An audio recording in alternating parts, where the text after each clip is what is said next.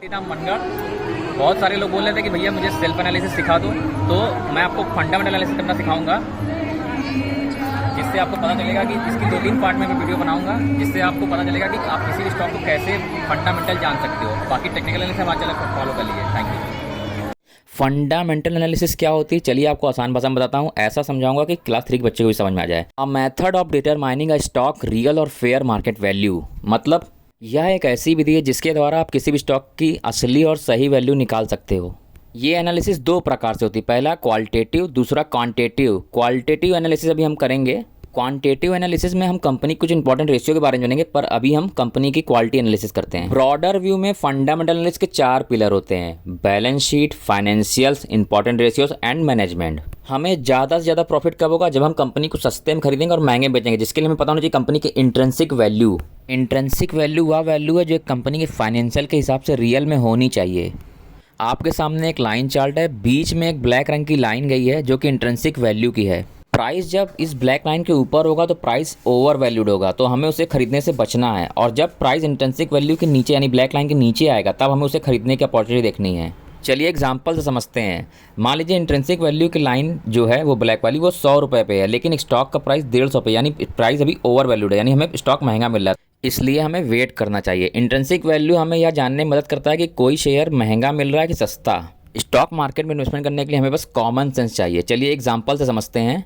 Property ए जो कि 1 करोड़ की है, जहाँ पे बिजली, पानी, सड़क की सुविधा भी है और पास में अच्छा मार्केट भी है।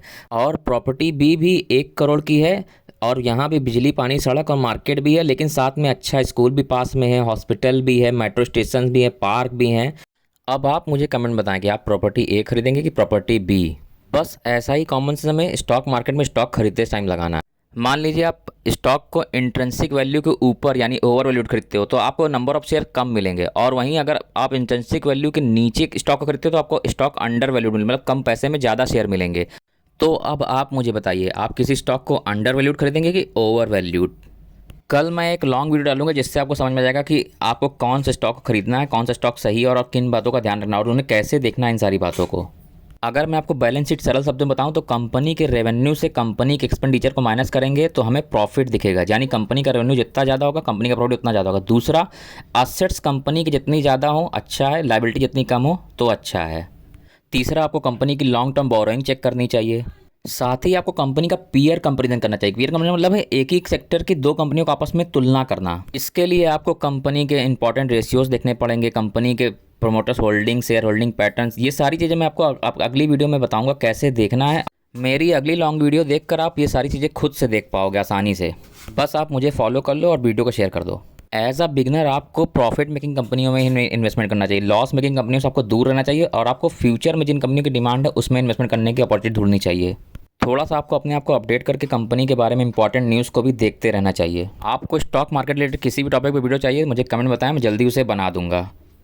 आपको अपनी रिस्क लेने की क्षमता का भी पता होना चाहिए। अगर आप यंग एज में हो तो आप ज़्यादा रिस्क ले सकते हो, लेकिन जैसे जैसे आपकी एज बढ़ेगी आप उतना रिस्क नहीं ले सकते हो।